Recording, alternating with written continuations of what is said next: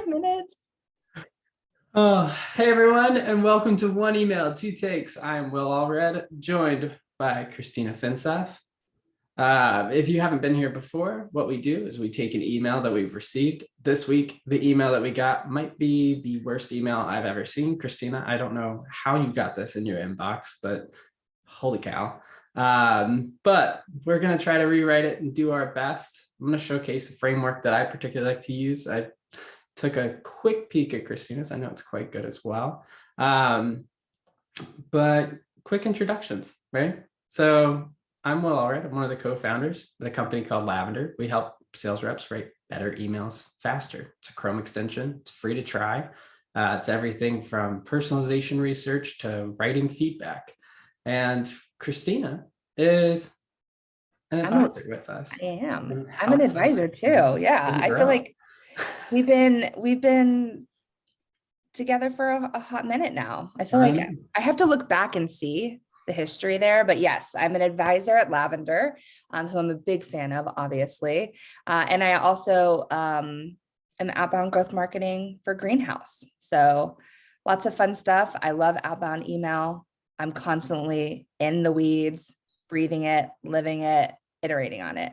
But yes, this email, just so you know, it was the worst email I've ever received. I feel confident in like stamping it with that.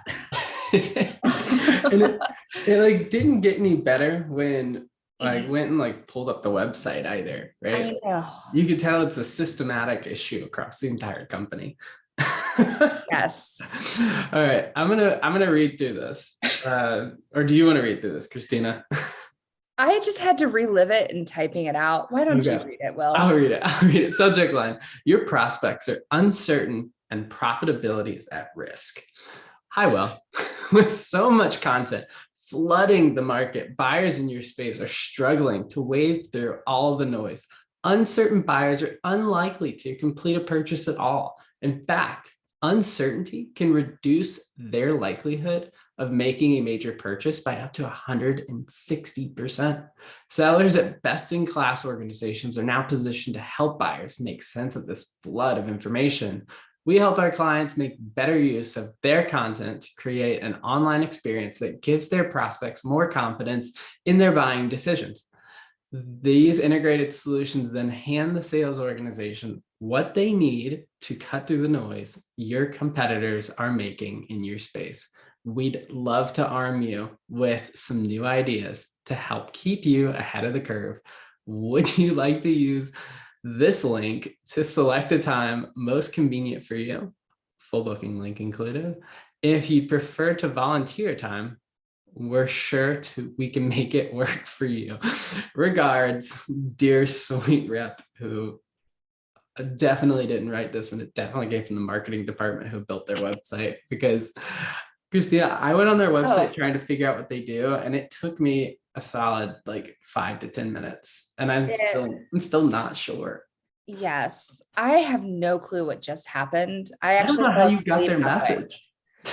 I don't either, because when I went to the website, it was all like B2C, and I was like, yeah. I mean, one of the testimonials was Stairmaster. Yeah. But you know what?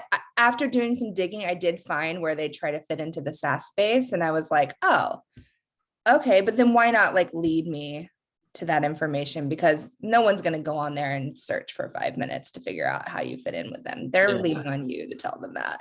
This is definitely an example of a company that's trying to figure out like where their market fit is, but they forgot to go through the process, right? And you have to start at what my product is. Okay, well, now what problem does it solve and who does it solve it for? What are some external indicators that, showcase that they might be having said problem? And then that's when you can start to like introduce what you do to solve all those problems. But otherwise, I'm just sitting here and I'm like, what is this? There's no context. I think most people can look at this and understand right off the bat, like, whoa.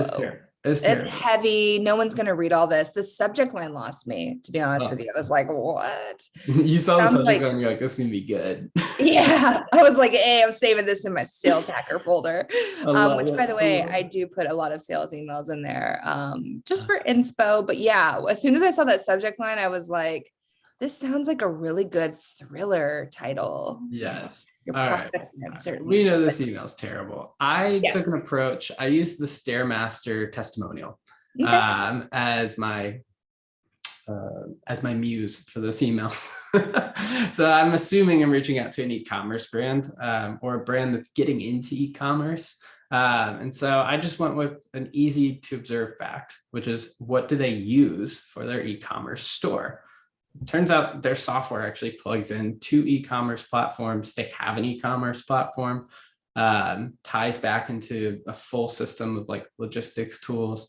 I really had to like dig deep to figure this out. And so I was like, okay, an easy observation to make would be, oh, they're on Shopify. And so subject line is Shopify logistics. It's very topic oriented.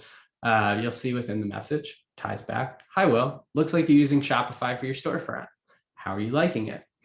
We found that when teams get into e-commerce, this can be a great place to start.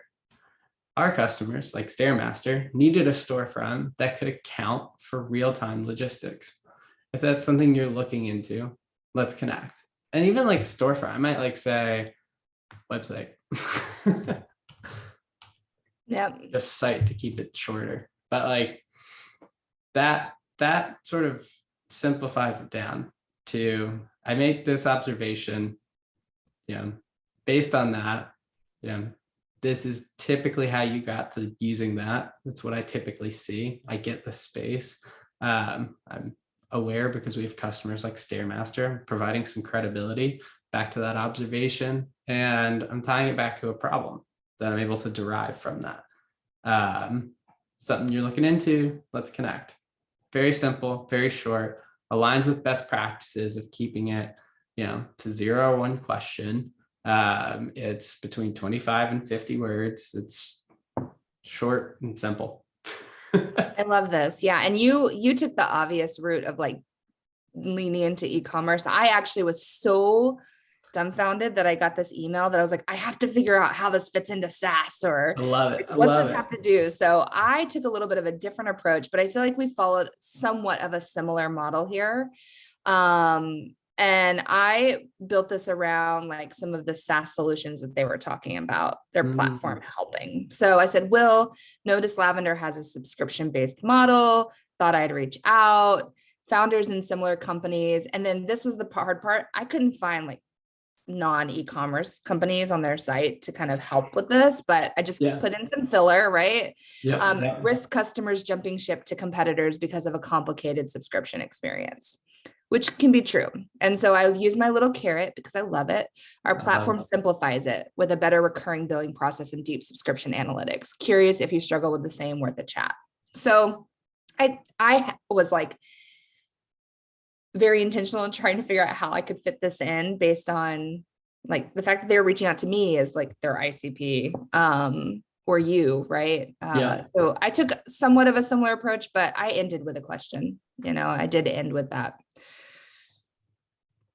Yeah, no, this is way better. I like the worth a chat attached to curious if you struggle with the same. It's the double CTA that you got going. It works. Yep, it works. I've seen it live.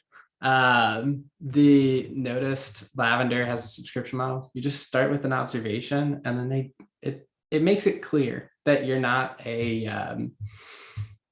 like some automated robot machine, right? And if you're trying to, I think about this message, like if you're trying to reach out to software vendors and you've historically not gone after that, and you're going to approach them in a thoughtful approach, you're going to just like blast it out and see what comes back. And you're not going to get the results you're looking for. You're not going to find the insights that you're trying to get. Nope. You're going to land in my sales hacker future episode.